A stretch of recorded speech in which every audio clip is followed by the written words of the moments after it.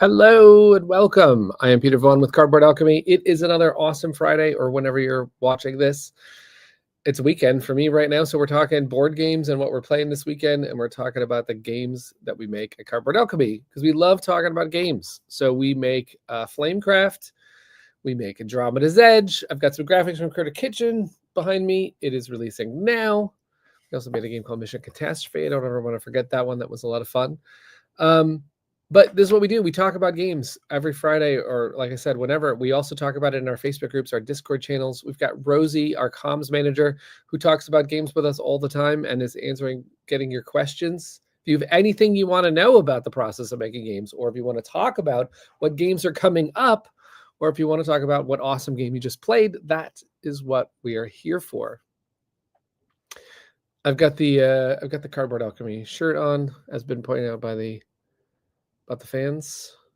It is a thank you for the hair appreciation as well. Getting it along. It's a fun experiment in hair color. Haven't ever had different color hair in my life, so this has been fun. So, and speaking of hair color, tomorrow we're going to have a stream with the designers of Critter Kitchen, and one of them always has blue hair, and one of them always doesn't have a different hair color, but has lost a bet. Alex Cutler will be dyeing his hair tomorrow for that stream, I believe. I'm not positive that will be happening, but I've heard it could be happening for that stream. But other than just being, a colorful bunch of individuals, I suppose we are talking about games, so we'll get right on to that. Rosie's got plenty of topics for us. So I can bring Rosie on and we'll talk. And if you have any questions, again, we'll have a big question and answer chat part of the stream. We'll talk about anything. I have some show and tell. Someone sent us a nice box and a nice letter into the studio, which we'd love to get mailed. It's not tech stuff, you know what I mean? So I have that to talk about as well. But let's talk to Rosie. Hello. Hello, I have my own critter. Hey, look at that. Critter Kitchen is delivering, and you know what? We sent Rosie a dog. I actually don't know what he's doing right now. I think he's doing that thing where he sort of turns around and yeah, it's great. Thanks, Bobby. He didn't get the memo that we were going live. He did not. He definitely did not. But yeah. He was sat down just before as well. Dobby. Yeah. Like this is like the TV screen goes like technical difficulties. We'll just put up another critter while this happens. I don't know. He's being very strange. Yeah. Hello, Dobby. All right. Welcome to the live. Yeah. It's I heard that you got a copy of Critter Kitchen now. I did. It was so heavy that Doug just brought it upstairs. So I left it downstairs because I live in a flat. I left it downstairs in the hallway all day. Yeah. I was like, I can't lift this. So have you ever been lifting Dobby? No, exactly. I gave it a go and then I went, no, Doug, be careful when you enter the flat. Excellent. So yeah, this means, I believe this means that, it's proof people in the UK are getting packages. Yeah, as soon as I got the notification 2 days ago, something like that, email 2 days ago. And as soon as I got that, I was like, the UK's on. Because I've seen more. And I was chatting to my friend Rob, who works for Hachette Board Games UK. Mm-hmm. They're a distributor over here. And he sent me a picture of him playing Critter Kitchen and said that he's got like 2 or 3 friends in his group that have backed it. And he was like, it's incredible. It's like a chocolate box. Just looking through it, it's amazing. And there's just so much potential. There's so much potential for different games. Like just like trying to comprehend the amount of different mixes you can do. I remember when we got that letter from a fan that said, here are all the possibilities of games. So many different games to play in Critter Kitchen. Last week I showed Critics, which are one of the ways that the game changes. But of course, there's Zoo Chefs. I decided that I'm going to pick out the Zoo Chefs for tomorrow's game with the designers. They're picking out the carts, but I'm picking out the Zoo Chefs. I think that's going to be fun. And then there's also restaurateurs that change like your player powers. So there's so many different ways to play. Are they playing with carts as well? They are playing with carts tomorrow. I believe we're going to have coffee and what was the other one? Coffee and the mystery box, I believe, are the two carts. Love That could be, the coffee grants you additional turns. The mystery box is big grabs out of the bag, with they're random, so you don't know if you're going to get good stuff or bad stuff. I will be interested to see how many times they dip into that mystery box. We have a die in the game where you roll that, and it's either 1, 2, or 3 things out of the bag. It was, I believe, Alex Cutler pushed for that one, and we'll see if he uses it in his strategy to try and beat Peter, or if he's like, no, I'm going to grab this and that and the other thing to get it done.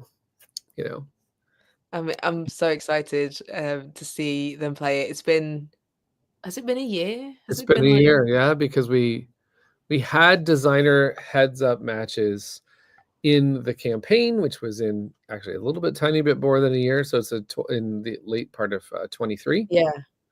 And then, we've been working on the game and it's finally here. Of course, we could get them someday to play it physically, and get that heads up match. But what we're going to do is an online match. Yeah.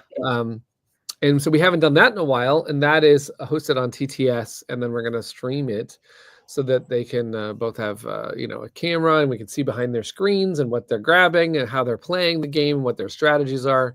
There's a lot of people who are going to get the game in the next couple of weeks and want to know, okay, so I understand the game at this level, but how do I understand the game at this level, which is the way that I look at it is Peter C. Hayward in particular is always like about 3 steps ahead. He's always thinking like, well, Peter's going to go over there, but he knows that I'm going to go over there. So I'm not going to go over there. Instead, I'm going to go like when I second guess myself in the middle of that Princess Bride situation, I'm always on the losing end with Blue Peter. And then if you can imagine it, Alex is even better than that, but he just doesn't do as much smack talk, I think, he doesn't tell me how much he's already in my head and making decisions.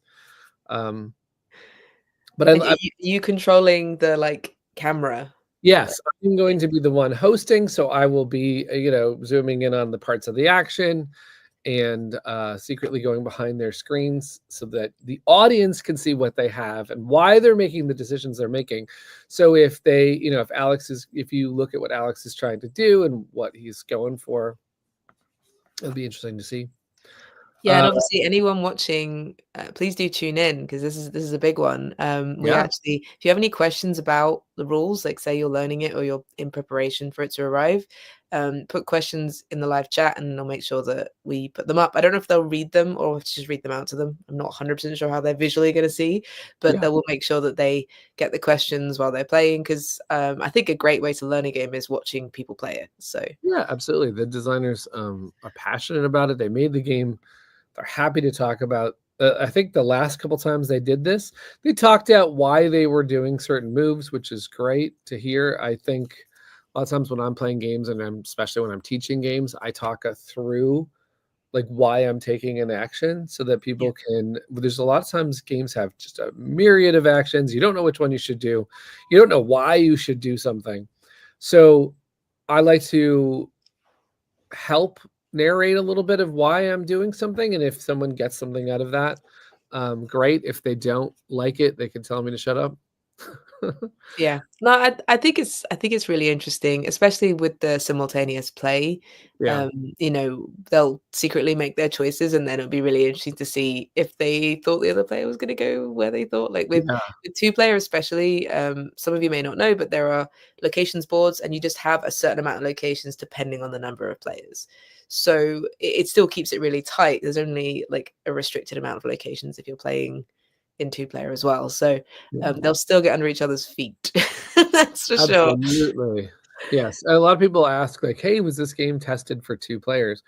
One of the biggest things ever in game design is how games play over 2, 3, 4, 5, etc. It is a very big part of what we do in playtesting, and so I love it when I get that question because in fact the last 2 games we've made, Andromeda's Edge and Critter Kitchen, have been tested most in 2-player. Doesn't mean they're only 2-player games, but they have been tested so many times. They are so solid as 2-player games. Yeah.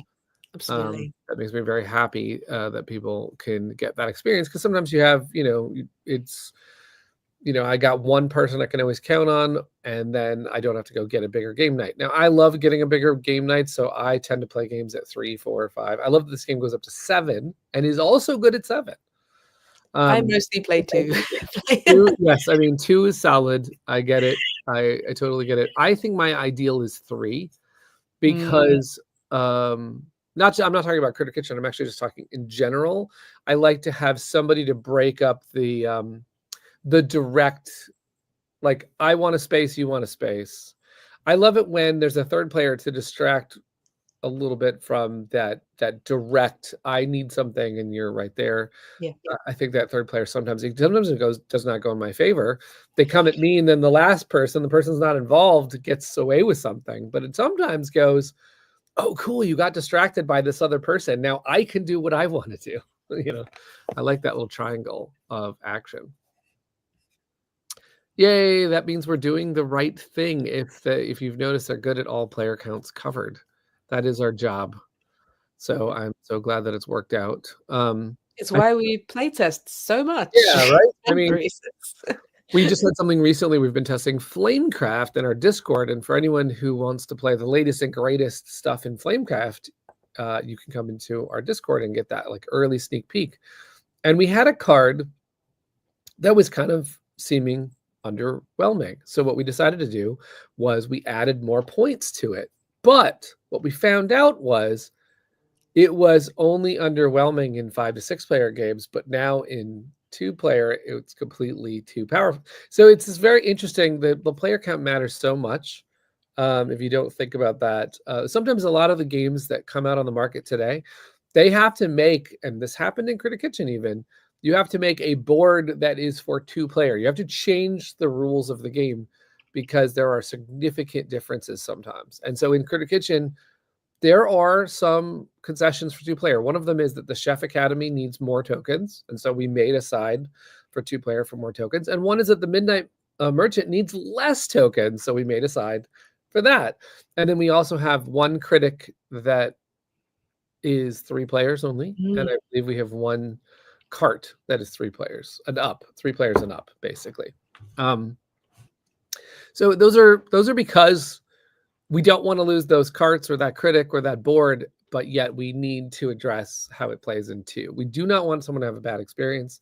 So ideally, most games will say, if it's consistently fine at 2, but this one card is not, just take that card out. Or that card's important enough, that board's important enough, we have to make another set of rules. So I see a lot of games make the 2 player adjustment. Oh yeah, so many boards I've got and you flip them. And there's another side. Yeah, it's an easy fix. There's a couple of games where I've not realized that. The first time on the wrong side. Okay, this makes so much more sense.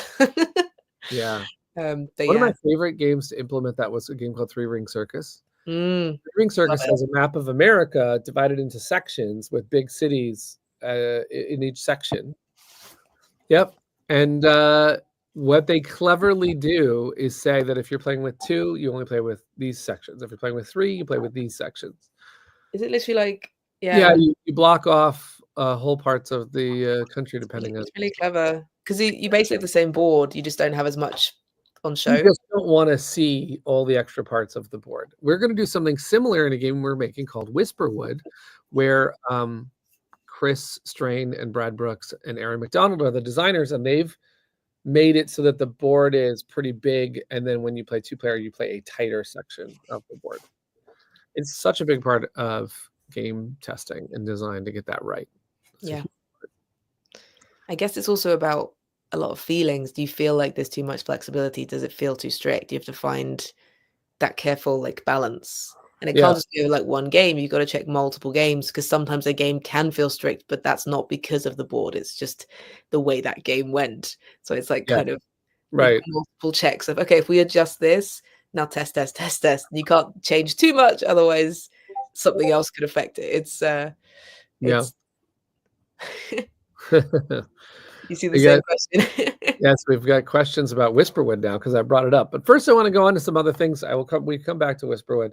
I want to while we're getting some questions about whatever you want to talk about, I want to talk about this like a mail time segment of this stream, because I received this box. I don't even know if I'm going to be able to hold on a second. This is huge. Hold on a second. This box in the mail. Oh wow!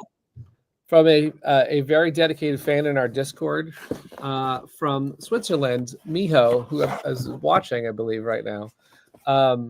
Very nicely sent this box, and we had a promo going for a while to send in mail, because I love getting mail from people who wanted to share about Flamecraft or Critter Kitchen or whatever they wanted to share about. And in exchange, I was sending a promo card. And I believe I'm some more to do. So if anyone is still waiting for a promo card from me, I apologize. Miho, thank you so much for sending this box in. What is in here? A very nice assortment of snacks so that I can keep working on games and survive with, paprika chips, which I happen to love paprika on chips. And we got some multi-grain snacks in here, but also, I was pretty impressed that there was a game in here. Oh, nice. Yeah. Speaking of which, it plays 2 to 4. Ages, it's good for ages 10 to 99, so I still qualify. And it's so nice to get a package, a care package. So thank you very much for putting that in. But there was one more part of it that I got to tell you about.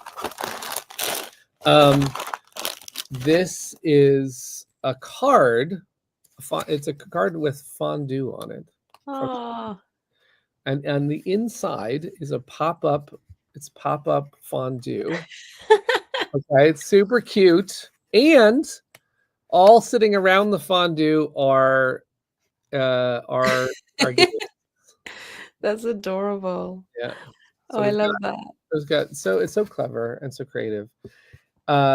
So thank you very much for sending this in. I love it. We have a wall of letters that we're making from all of the different things we've received. I have so many very fond memories now of people sharing creative things like this. So thank you for sending that in. It does help us. There are times when it's tough to make games. The card hidden in one side. Hold on a second. Sorry, there's secrets. Oh, there we go. I just see it now. That's very cute. That's awesome. So I'll read that in a little bit. But I just wanted to say thank you for sending that in. We may do another promo where we let people write in and get something special. I want to make sure if we do another one that I go faster with my replies. So we'll work on that part of it. But yeah.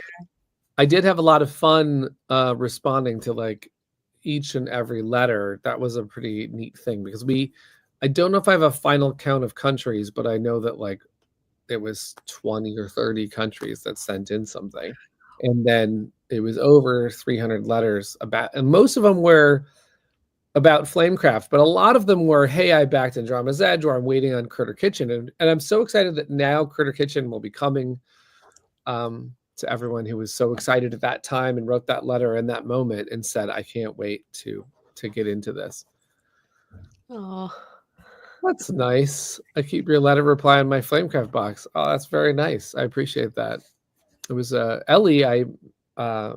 Ellie, I met her at a con and she gave me very personal gifts that meant something to her. It was super nice. I mean, we're honored to make games. You know, it goes above and beyond have anyone say anything back. So, but we really appreciate it. Yeah, we love doing giveaways and stuff like that. And yeah, I've just been talking in the Discord about Lorcana with some people, and now we're like trading cards. It's really cute. I'm being sent hey Hayes, and I'm sending like a pin to someone. Like it's very cute. The next time we're in the same place with Sandara, we have to get her to sign some Lorcana cards. You know, absolutely. Yeah, we actually have a signed copy of Flamecraft coming from Sandara. I'm working on a couple of things where there'll be some signed things we could put in our prize what we do a lot of the time here, because I love myself having newsletters that have a prize or something fun to do, or a puzzle or a thing, or something, interactive. We tend to offer things to do on Instagram or in our Discord or on our newsletter. And one of the ones we're going to work on soon is a way to win a Sindara signed copy of a brand new version of Deluxe Flamecraft with a Thai rulebook in it. Because we recently had a deluxe version of Flamecraft in Thailand for Simon's Expo, and we got a couple of those copies, and Siddar's signed them. So it's gonna be a lot of fun to do that. And I'm also working on getting signed companion cards so we could get some sets of those as well. Yeah. So did the mail time, and I want to talk about whatever else, Rosie, we want to get on to. So as always, as of the last 3 weeks, I've been highlighting posts. All of 2025. 2025. I've been highlighting posts from our community, and it's awesome now seeing Critter Kitchen getting into that, because before it was pretty quiet and now everyone's talking about it. So this is very personal to me highlight. Kayla look at that. Use the recipe that's on the recipe cards. You contributed that I put into it. So anyone who got a merch feast or added the recipe cards will have a recipe for sugar cookies, which is, again, it's not like I wrote it from scratch. It's a fairly well-known recipe. I just slightly altered, but it's amazing to see it. There's a few people who've done it in the Discord. They've shared it as well, including I think it's Board Game Feast who did those amazing stuff during the campaign. They did that pie cake and everything. But yeah, really psyched to see people doing it already, and so pleased that everyone's having fun with them and finding the recipe easy to do. So yeah.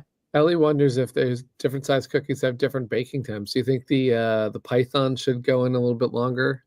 It's because they're not that different in time. It shouldn't be any different. The only thing you'd notice is that some would get maybe more orange around the edges quicker, they would burn quicker, but because you don't do it for very long, because you don't want them to have that look anyway, they need to be basically plain, then this shouldn't be. I mean, it's literally a difference of a couple of minutes. It's 6 to 8 minutes or something.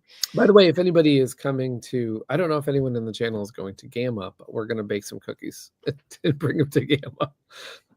So really, I mean, obviously Gamma's an industry event, so if anyone from the industry is coming, but we'll definitely get loads of pictures of what we're doing, because we've got some really fun plans using cookies. So I think Critter Kitchen is going to be a fun year to, I mean, because it's a very easy for me to get into promoting a food-based game. We could there's so many fun ideas to do with food trucks, or to have kitchen scenes in the booth and stuff like that. So we're gonna have a lot of fun this year. On the Flamecraft front, we had Richard, who played it for the first time with his wife. He just joined a board game club, and they had to pick it up immediately. That's so great. Chris Strain, I heard cookies, and now I'm here. I love when I see people finding the group who've just got the game. I'm always curious how they find the group. I love that in particular, because someone came on to our Discord and they said, I just bought Flamecraft at Target and now I'm here. And I was like, how did you get the box at Target and then find our Discord? And they explained, well, I saw that there was a Reddit, and I went to Reddit, and then there was a thread about the coolest board game company and their awesome Discord. And I was like, that's awesome. So it was well, welcome to the club. We have lots of fun things to do here. No, it's really cool. Finds that game as much as I shout about it online, it's still hard to break through.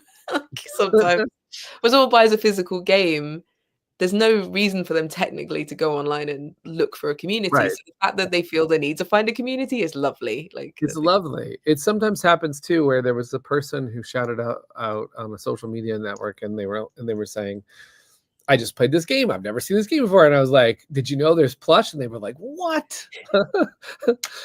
So it's just fun. I know I've got a bunch of meetings set up for Gamma, and one of them is a content creator who also works in a shop, and they said we desperately want the plushies because they just for some reason board game plushies is just so popular, and I was like, yeah, I feel like we started that. I We actually don't definitely know what the contributed. first board game plushie was. It may Well, have been. I do remember, this is a fun thread, and I don't remember the exact names, which will be better for this story anyway. But there was a thread in a board game group where someone had tried plush and it hadn't really worked out. And they were lamenting that plush was a terrible idea for crowdfunding. And I was like, every time I hear something like that, my brain says, maybe I could still pull it off. I don't know why I think like that, but I do, because it was a buddy of mine that said years and years and years ago that crowdfunding was absolute garbage. And he was trying to raise money for a small film, and he tried to go on crowdfunding and he didn't do well. And he said, Kickstarter, you can't do it. You'll never raise money on Kickstarter. And I consider those things to be dares. So I said, I'll see about that. So when someone said plush doesn't work out, I was like, are you sure you had a cute plush or that you had the right fit group game for a plush? Because it does matter, if it's the right fit. Yeah. So at the time we did the Flamecraft one, I went out to go to different manufacturers. We went all over the place. We were very fortunate to find one that I think has done. I mean, there's cuter plush in the sense that there are more professional toys out there, and there are definitely people who are going to that end. But for a board game plush, it really did the job. There were a couple early versions that were derpy, and I think they came out fine. So much so that other board game publishers have asked me over and over and over again for the name of that manufacturer, and we've shared it and helped that manufacturer get more business. And they've made plushies. They made the Fox for Tateru's Sunrise Tornado. And it's such a nice box. When I go over to his stand, they've sold out immediately. Like, yeah, that's one of the cutest where ones. are the boxes? So it's been a lot of fun. And of course, just since we're on the topic of plush, we have 2 more plush coming. I know this is a game channel and you're probably like, what? Why is plush happening? I can't even explain it, but we made one and then we had to make another one. And then we had to make the whole set. It's a thing, right? So there's another couple of There's so many comments. Let me just go back to one of them, which I thought was a great idea. Ellie says, I like the suggestion of baking the Zoo Chef cookies and using them in the game, and then you eat it after the turn is over. So really the fun. incentive to pick up the Zoo Chef becomes even more like, how many is it? It's only 6, isn't it? 6 Zoo Chefs. You only have 6 in the game, and there are 12 Zoo Chefs that we turned into a cookie cutter. So that means you could play 2 unique games of Critter Kitchen before you've eaten the same cookies. It's called the cookie set. Yeah. The set of Zoo Chefs that you could play. Yeah, that would be awesome. Like, isn't it a bit dark? Now I will say that, like, it could be, but I was talking to someone the other day and they were like, oh, you could make the dragons out of chocolate. And then I said that to Sandara and Manny thinking they would say, oh, that's awful. And they're like, bread dragons could make, and I'm like, okay, so you don't mind. Like, no, once it's a confectionery type thing, it's not real. You're not eating the animal. How do you sleeve cookies? With a sandwich bag, Chris. There you go. It's so press and seal. I love that. There was also someone OG sleevable item. It is very sleevable. Alicio says that they've been watching you stream since the Chaos of Dwelling streams. Oh, that's awesome. Thank you very much for that. Oh, why were they chaotic? Okay, so I had this really so on Dwellings of Eldervale, which was a Kickstarter that I ran in 2019. We did streams once in a while because I found them to be a little bit more exciting than just, hey, here's an update, right? And they were fun, and I thrived off of the energy that came into those streams. And I remember one of them was, I honestly thought that what we were going to do is not spin the wheel, but we had this like social goal to unlock something special. And so we did a stream at the very end of when we got the social goals unlocked. We had a stream to sort of roll a die and pick which benefit everybody got. That stream was really fun because what we did is, as a joke, I picked 6 things that were not the reward. So 6 joke bad things that would happen. So I rolled the die and pretended that we were going to get something something not desired in the game. And then as a final reveal, I unlocked all of it, just all of it. We made dwellings get even cooler. We hid a mini in the box. That was one of them. We did, sort of the gloss coating on the box, and we did bonus, like every elemental bonus. We unlocked them all. That's awesome. It was a very fun stream. I had a good time, and thank you for mentioning that. That was a blast. I love the dice rolling element. There's a very famous thing called like build my sandwich, and they like roll a dice and they like build a sandwich based on what the dice happens. But yeah, I love that sort of chaotic element. And now there are crafters who will make like models of things, and people will pay to have it rolled live, and they make like an octopus with little things in it. It's a lot of fun. I like it. Yeah, we should have a chaos critter kitchen where we roll in what's going to be in the game based on the secrets that we reveal. Yeah. Oh, it's a risky one. Also, Impy Imp said Zuli did an awesome plush of an anglerfish that you can turn inside out. One side is cute. I actually have seen this, and it's very good. They've done a bunch of plush. That's the same designer who did the Oink game, Moving Wild. Oh, really? Oh, cool. So Zuli is actually moving wild. Oink Games picked it up. Oh, I see. So I have to take it down immediately because my son is a big fan of plush, and he does not have an anglerfish yet, so I have to figure that out.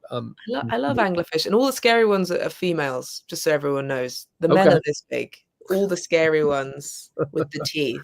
Yeah, they're very cool. Good to know. Excellent info that we've learned on this. Now we need Peter C. Hayward or Alex Cutler to come up with an anglerfish power for Critter Kitchen. Yeah, imagine going to Sandara, draw it cute. She's like, it must be a cute anglerfish. You've done a fly, you've done a shrimp, I think, or no, wait, guana jellyfish was. Right, she was a squid, I believe. She was a squid. Yeah, so Sandara will be fine. Yeah, she's got this. That was fun because we did streams with Sandara where she would get suggestions on the fly.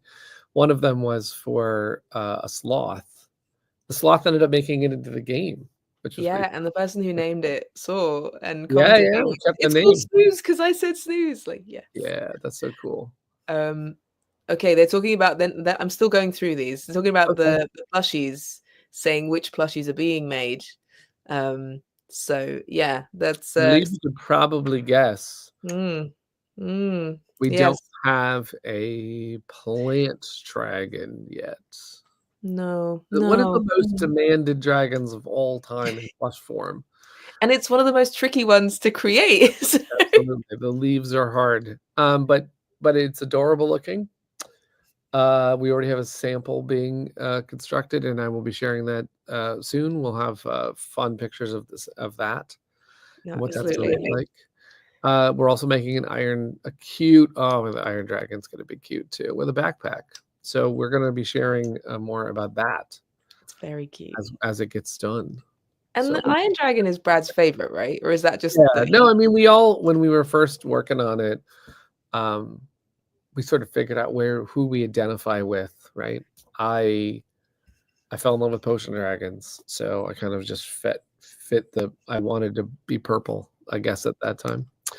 And Brad was like, I love the tough iron dragons, and I love the, Brad has taken I want to say woodworking. He's very crafty, right? So he's also worked in metal. He's the one who showed me a lot of those reality shows. There was a reality show about metalworking and making swords, and Brad was like immediately doing that kind of stuff, like he was working in metal with his sons, and so he's really big into the crafty side of things, and so he fit the iron, like that was the perfect dragon for him. I love that. I didn't know he'd made swords. He's definitely like he's very crafty. And so when we were doing this, it was funny because we had Brad figured out, we had Manny figured out, because Manny's like, I like to eat, I want to be a meat dragon. And then she drew Manny with like a giant burger and everything else like that. And so then we all were picking dragons. That's awesome. Yeah, when I was at university, we got given like 2 weeks to work on like a personal project, and so I decided to research how to make a scabbard for Glamdring, Gandalf's sword. And Nice. the sort of one of the tutors who loves like traditional methods was so excited, and he got really into it, and he was like, "No, no, you've got to get a lathe, you've got to do it." Yeah. And then I made chainmail for like the handle and everything, and I got leather, and it was a whole thing. Gave it to my brother because he had the sword. This is the show, by the way, Forge and Fire. It was a great show. It was one I love reality TV shows. I especially love cooking reality TV shows. I love Chopped. Chris. Well, Chris was on the original campaign because we did have Chris help us out with the original Flamecraft trailer. And when he made that trailer, we put him on the campaign, but he wasn't a artisan type. So he was sort of a bread dragon, but he was orange with a rocket. And so we have had some fun ideas about how Chris is going to come back and what type of dragon he's going to be, because there is no orange dragon yet. But anyway, Forge and Fire. So I love watching reality shows, like cooking reality shows. I love Chopped. I used to really, really like the one, and I think Brad does too, the Alton Brown one. What's the name of that one? Where they would like constantly, you could buy ways to screw up the other contestants. Like they would give everybody $25,000, and you win whatever. If you can come out on top at the end, you win the final amount that you have. But during the competition, you could buy sabotages. Cutthroat Kitchen, that's what it was. So I love that one. That one is so much fun to watch because you watch people either save their money and try and still deal with these challenges, or some people just buy everything to get to round 2. But Forged and Fire, I think that the thing about that one is that they like, you have 3 hours to make a sword or something crazy. It's like, what? And so quality level just can't be maintained. So it's about how well you do under that pressure of, like you don't have time to get it. You can't, you have to kind of just keep going forward. So then they, at the very end of the show, since they know the swords and other weapons are going to spectacularly fail, they have these challenges that they put them through. And one of the judges was always like, will it cut? And like, or just like, or will it kill? I don't know. It was just so great that they were like putting these weapons to crazy tests. I thought that show was awesome. That does sound really cool. I've seen I think there's a show where it's Cake It or something, where they have to make, and they're terrible bakers. They're like terrible, and they have to make cakes, and they'll have like a buzz around where they go over and like screw with the other person and go and distract them. But yeah, they're all terrible cake decorators, so it's never going to be very good. That's awesome. Thank you for telling me. That's who it was, Doug Makeda, and he said, will it kill? Or something like that. It was a great show. I really enjoyed those. And I think what you do have to do, especially because you think about, so if you take a Critter Kitchen, it's a cooking competition, right? If you actually have Bobby Flay, or you have someone who like knows how to do what they're doing, you have to throw obstacles, or they're going to, especially if you look at the Great British Bake Off, it would be too easy if you didn't say like, okay, here's a dessert. We're not going to tell you what's in it. We're not going to tell you about the secrets that we know about how it should be cooked. You have to figure that out. You have 45 minutes. To be honest, it already is impossible because they never give them enough time. They never give them enough time. The fact of the matter is that you get an amount of time where they never include that the cake has to cool before you decorate it. So they're just all fanning with books, like just trying to get to a point where when they pour the thing on top, it doesn't just go terribly. But yeah. That's why I really liked Cutthroat Kitchen, because what Alton Brown would do is he would say, if I had this sabotage, here is what I would do. I would use the microwave. I would normally never use the microwave, but in this particular instance, I would do this hack or this cheat. And he would do it by saying like, this ingredient cooks at this temperature. The key thing is that if you could just get it to that temperature, you don't need it to be in this form. And he would tell you secrets of cooking. I thought was really great. Which is great for problem solving. I quite enjoy the fact that people have to like problem solve around those issues. Yeah, absolutely. They want you to set chocolate in. The warmest day of the year in the UK is when they film the chocolate episode. Because it's always in the heat of summer when they have the tent outside and everything in Bake Off. So they're all just like, this is never gonna set. And I've worked with chocolate professionally on hot days, and unless you're in an air conditioned kitchen, which is rare in the UK, let's be honest, you are just going, I hope this sets. You're putting things in the fridge when you shouldn't. It's not good times. This is a funny comment, by the way. I'm a fire dragon guy. I like the meats. I want some dragon crossover, though. What happens when a fire dragon and an iron dragon become parents? What dragons do we get? Now, we're not going to look into the crossbreeding side of dragons, but we have found out that some dragon types exist in the wild that are blends. We're calling them high dragons, and that's what's coming to a Flamecraft game near you in the future. Yeah. And next week we're going to start sharing the high dragons on social media, because there is an iron meat example, and there is an iron plant example, and there is a plant meat example, and so forth and so on. So there is a lot of fun things to do, fun things to show. We were just playing a game last night. We were testing, and I was telling everybody about the bread iron dragon, which is called Waffle. Which is one of my favorites. Waffle is so fun. The names by Manny Vega. He loves to put the fun names on these dragons. And I know he and Sindar were like going back and forth about certain ones and what they liked best. In the comments, could people suggest some combos and names? I'd love to hear. Yeah, absolutely. With, like on their own, like, you know, say like, I don't know, plant bread, and I don't know. Yeah, like another, I'll give another example that I think was mentioned in here. So when you have a plant potion, we decided that's matcha, which is a great combination. So cute. And perfect name, and matcha's adorable. In fact, when we put up the Kickstarter notification page, Sandara is drawing a picture of matcha for that notification page, which I think is going to be really cute. And is matcha the mascot? I don't know if it's the mascot, because on the cover, I think Sandara's favorite combination is going to turn out to be the Iron Crystal Razor Claw. So there are like lots of fun dragons coming. Oh, look at that. We have a suggestion. Bread and meat Wellington. Wellington is such a great name for a dragon. That's such a good name. Yeah, I love that. That's super cute. So we have these high dragons. They are going to be in a new game called Flamecraft Duels. We're going to talk about Flamecraft Duels very shortly. As I said, we're going to try and put up a Kickstarter notification for that campaign that's going to be launched. And during that campaign, we're going to bring the high dragons into Flamecraft itself, as well as new modes of play and all sorts of fun stuff. So, Iron Crystal Excalibur, that's a fun name. That's awesome. If it has to be wearing armor, like, I just feel like nice. Yes. There are so many dragons that exist in this universe. You never know if, now that we've made high dragons, if we'll run into one in our sequel Flamebound. You know what I mean? Yeah. So because there's more. Here's what's crazy. This year is going to be so many dragons, because first we're going to be talking about high dragons, and then we're going to be sharing the new dragon types that we've never seen before in the world of Flamecraft. When the dragons go out to go visit other towns and villages and caves and forests and meadows, they're going to find new dragon types that they didn't know about, and then they become friends with, and that you can fire up those dragons as well, of course. It's very cool. Yeah. So we're going to have a lot of dragons to talk about this year. I've been waiting. Right?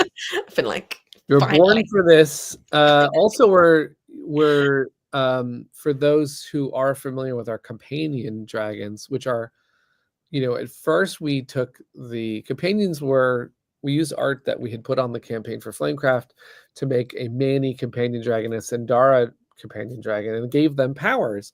And when Rosie came on board, we actually made a companion dragon image for Rosie. Turned out that Rosie's a fancy dragon. We knew that. We knew that. Because if it had the hat and the mug and a blanket, I just don't think it's going to work. But I am very crafty. So then we had to come up with a power for Rosie. And so we came up with a fun idea, and Chris has been testing it, and we've been testing it with the community in Discord. As we mentioned before, you can come into Discord and test these things out. Play as Rosie, use her power, which is pretty awesome. And yeah, so we're working on that for the campaign as well. I love that you get sentences like this. Yeah, Rosie is very powerful. This is true. We knew this, and we've just Wasn't there one that was like Peter is broken or something? It was yeah. just Well, I do believe everyone's decided that Rich is the best. Rich is the best just the best. dragon power of all time, and I know that a lot of people have said, like sometimes people will come on and understand the power that I have. The power that I got in the game is because I don't like to open shops for other people. I want the shop powers for myself. So if I have that option to kind of keep the town a little bit, smaller and tighter, and then someone opens a shop and I could be the first one to use it, I'm very excited. So the power that we added to my dragon is that if a new shop flips over, I have a one-time chance to go use that shop first. So I love that power. So it gives me a reason to open a shop because it has to be on my turn. It's really cool. And also, Chris Strain on our team, since he's the orange dragon and we had to come up with a power, we are going to tie his power to the high dragons, and it is going to blow people away. So I think could rival Rich for the most OP power ever made, and that's gonna be fun. It's gonna be a lot of fun. I love that. I like meat and plant for Portobello. That's great. Yeah, that's adorable. yeah. There's also crystal and plant terrarium, which goes like by Terra. I like that. That's so cute. That is cute. I love the idea of like a see-through dragon with plants growing inside. Yeah, that's very cool. That's so cute. Well, we'll put some high dragons up on Facebook, and we'll talk about names, and we'll see what other people want to name as well. It's always fun to hear that stuff. Yeah, I love it. Actually, I was playing a game last night with let's see, what was the potion dragon that was named Tannen? Tannen came to town and was named on the Kickstarter, but there was another dragon. I think Thistle was the first dragon named by the community. So it was fun to see Thistle moving from a shop to another shop. It just reminds me that someone just joined us and threw that name out there, and we had a fun time.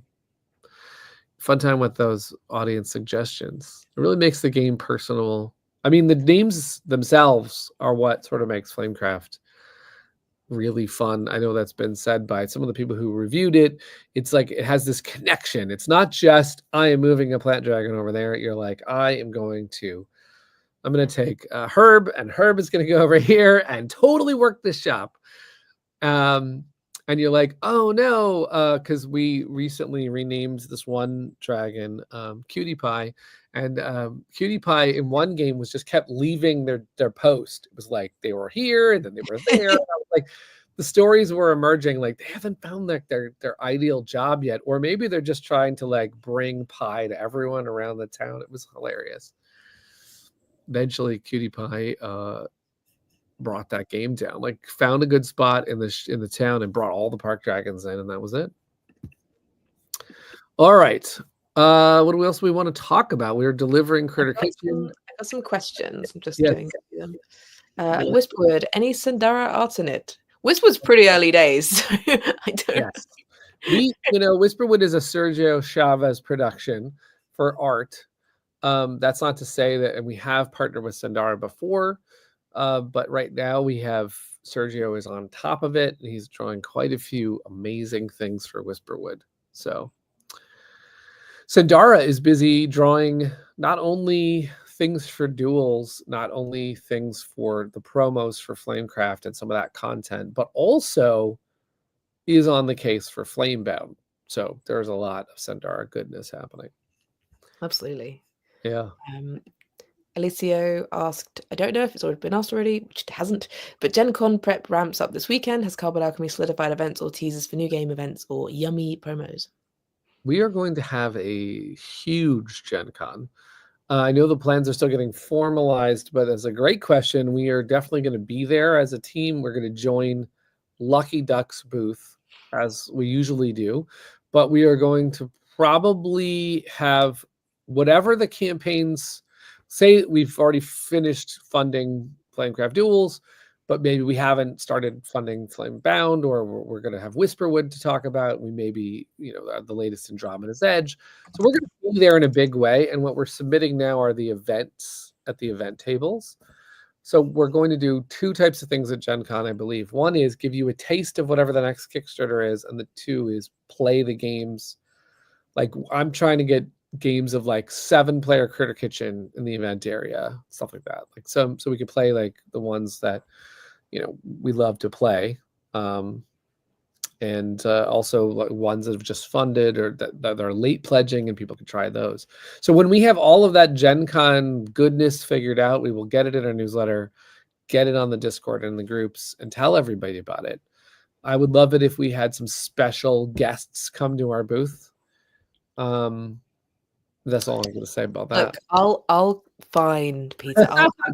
Will you be there?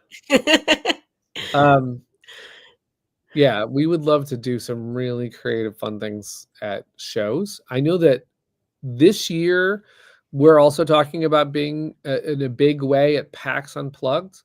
I think I can say that PAX because I believe we've just agreed with PAX that we will have our first Cardboard Alchemy booth. We haven't done that before. PAX Unplugged. I don't know. We're pretty excited. That's a long ways away, but we're doing lots of different things with shows. Our next show that we're focusing on is Gamma, where Critter Kitchen will get a huge release to retailers who are going to get like gift packages of Critter Kitchen things, and we're going to be talking about Flamecraft Duels. But then as the months go on, I know we're going to do a very big Gen Con and a very big PAX Unplugged. There's a few UK people in the audience, so I will be at AirCon doing a talk. And Rosie will be covering AirCon, and I believe, we'll see what we have cooking for UK Games Expo and Essen. There's always, something in the works for those shows. Yep. There's a question. There's quite a few people asking about the Andromeda's Edge things being in the shop. So when will that be up? We are. We're working on it. It is what we're doing right now is working with our fulfillment centers to find out, has everybody got their copy? There are people who have not filled out their Andromeda's Edge survey, and we're trying to make sure they have a chance to get the pieces that there's people who, for example, have paid for everything but shipping. Now they're either done and they're going to pay for shipping, or we have to say, listen, that pledge is, we've been waiting a while, so we are working on getting everyone's final numbers. Then as each of the fulfillment centers sort of is dealing with Critter Kitchen right now, that's one of the things that's been a little bit slower. We're trying to make sure every replacement for Andromeda's Edge is done, and that Critter Kitchen is well underway. And so that sort of has thrown it a little bit of a wrench in getting the Andromeda's Edge store open. But what we've promised to do is open the Andromeda's Edge store in Q1. So it is currently February. We are almost halfway through Q1. So we're gonna keep working on it and see if we can't get it soon. I can't give a date, because if I say a date, then everyone's gonna be like, you said next week. But I can't do that. The 32nd of February. We're gonna work on it. So and we cannot wait to open. So this is momentous stuff for us. I will be honest and say that Cardboard Alchemy is and still is a crowdfunding company. We were not going to open a store. It's a lot of logistics. It's a lot of extra moving parts. It is tough to maintain a whole, like, every day of the year type of store and all of the work that goes into that.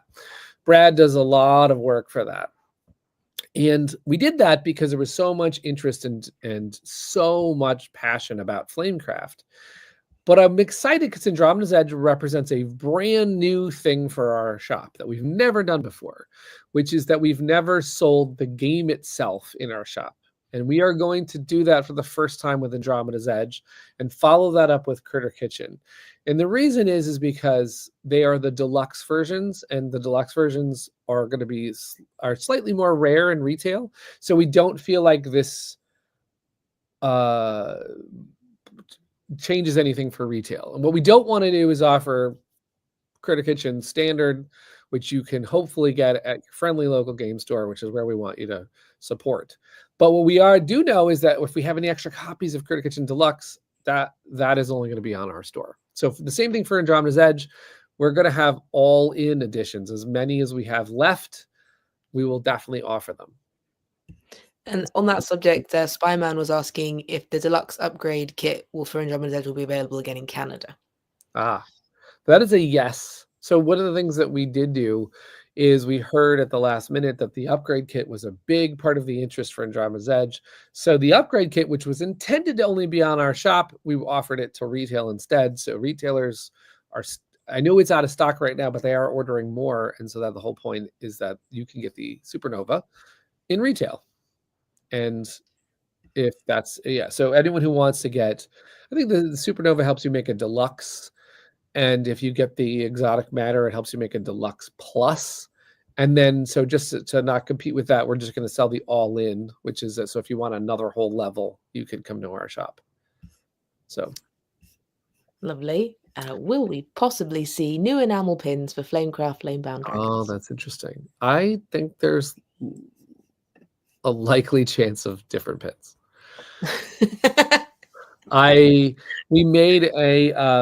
We did make a little potion bottle pin. It was Rosie's idea to do the goods in Flamecraft, and we made a potion bottle pin so that if you ever see us at a show or something like that, you can come say hi and see, you can get one of those. But we'll talk about what people want to see as pins when you know more about what's in duels, what's coming to Flamecraft, what's in Flamebound. What pins would you like? Because you know what I've heard? I've heard PAX Unplugged is a big pins show. We can't just we can't go to PAX U without pins. So I always envision the little goods as a set of 6, like the badges you get for Pokemon. Like this little set. But yeah, the potion bottle is so cute. It worked so well. Yeah. I have one around. We also have we want PotionCon. PotionCon? Oh, I love hearing about PotionCon. Great. So PotionCon was an idea that we did pre-Critter Kitchen campaign. It was a way to have a convention where everybody who, there's people who can't make it to every convention. We can't make it to every convention. And so this was a way of having an international, online friendly convention. So we could play the games, meet the team. We had, for that particular first PotionCon, we had sort of a couple celebrities join us. We had, Kim Joy was amazing. She baked. And we had we talked to Kickstarter, and we had Tim Chewin on there, and we had playthroughs and different things like that. Sorry. What's so funny? Lady just saw a wild fluffy Totoro, and I went, because I have a Totoro, and I realized it's probably my Totoro. Wow, there you go. Yeah, Totoro. That's funny. What pins do we like? The answer is yes. And I'm a pin collector as well. I have many. Well, then Rosie's in charge of the pins. No. We'd have so many pins. Oh man. Yeah, I love. I just really enjoy that they're like tiny pieces of art that you can. I like that part of it too. I think I'm not a pin person per se, but I might be being converted over. Because now I'm trying to gain. Like I will tell you, I should even bring in the pins that have sucked me into the convention, because now, Rosie, I have bought one at Comic-Con. I bought this cute little ghost, and I love it. And then I bought, here's the other one that I'm really proud of. I bought a potion bottle that's the Emperor's New Groove. It has like a llama label on it. And I was like, first of all, I should just buy every potion bottle that I find. But it had had to be Emperor's New Groove. I love Emperor's New Groove. I worked with the team from Emperor's New Groove for a while because I worked at Disney, and so that movie is like one of my absolute favorite movies of all time. Well, if anyone has the pin set and is looking for where to display them, I actually did a video which is on Instagram and TikTok on how to make your own Flamecraft pin board. So you can make one of those to display the set.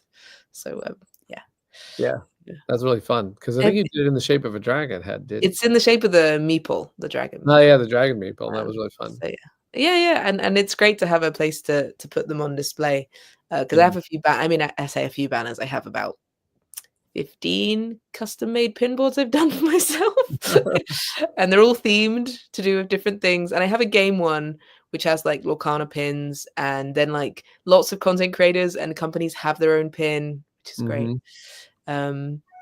Ellie, yes, I did use the pictures you sent of the pin bag. I think it would have been in a video a few weeks ago.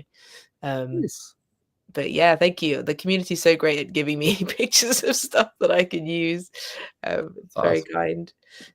But yeah, awesome. But now we've did it. It's been an hour. Look at that. All right. Well, let's wrap it up. But we didn't talk about what everyone's playing. So when you play a game this weekend and it's awesome, share a picture in our Discord or say hello. Yeah. You have a question you have for Cardboard Alchemy about all the stuff we've been talking about or anything about Critter Kitchen. If you're getting that game, you can always ask on YouTube and we'll get to the question. We could ask on our Facebook groups. I think the Critter Kitchen Facebook group is going to get really active real soon with lots of posts about the game.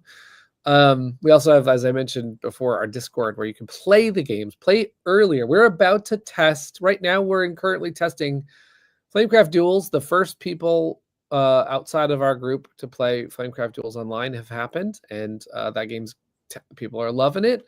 And we're also testing new Flamecraft stuff, and we're about to get to new Andromeda's Edge content. So it is a lot of fun to test games. Speaking of Andromeda's Edge, I didn't share my from the Andromeda's Edge group. So very quickly, a post to share from the community before we actually have two. Oh, okay. Cool. Mark Dandridge made this module Monday, and he's going to start every Monday, I think, highlighting a specific module. Oh, that's cool. That's fun. Which is really cool. And he did tag Chris Strain asking for like any more details, because if anyone wasn't aware, there's little Easter eggs in the artwork on the modules, which are very cool. And I also I'm really enjoying people magnetizing. Oh, that's right, because during production, we built the Hornets to lock in a little bit because it was a very easy production thing to do. We did not want to add cost to the game by doing magnets, but that has not stopped people from saying, you know what, I'm going to put magnets on the Hornets, and it's been really fun to see that. I love it. I also really like, Veronica says I like the idea of Module Mondays. I also like that. And that module that you showed for the first one, the Dimension Door, I would insta buy that if that was in the market. I don't care that that's broken. That is an amazing commerce module, because you can put anything you want on the left side to buy a module of any type on the right side. And there is a moon in Andromeda's Edge which allows you to buy things input-wise for free. So you could plug something on the left that says, I pay nothing to get a module. That is one of my dream games would be to get that moon and this module, and I would just be going through multiple dimensions. And the funny thing about Mark pointing out Chris is that Chris drew a bit of art at the bottom. It's a dimensional door. And what is that? That's a portal to Dwellings of Eldervale. That's what's really fun about that. It's like really cool, because that's what the shape of the portal looks like in Dwellings. So I think we've talked all around different topics, including dimensional doors and bake-offs. So don't forget that tomorrow, if you're watching this right now, that there's a bake-off. And if you're watching this later, you can probably just go watch that bake-off. It's a head-to-head matchup between Alex Cutler and Peter C. Hayward, the chefs, the executive chefs that made Critter Kitchen in the design sense, are here to battle it out to see who's the better at their own game. It's already scheduled on our YouTube, so you can go and click you can wait for it, or you can click to be notified. And yeah, it is at the slightly later time than these usual lives, or it's literally 1 hour later than the time that this starts for you. It's the way of saying not a time zone. But yeah, it is 12 p.m. PT, 3 EST and 8 GMT. There If you that go. helps anyone. Boom. It's a mini potion con, everybody. Come join us. All right. We're going to chat with you later.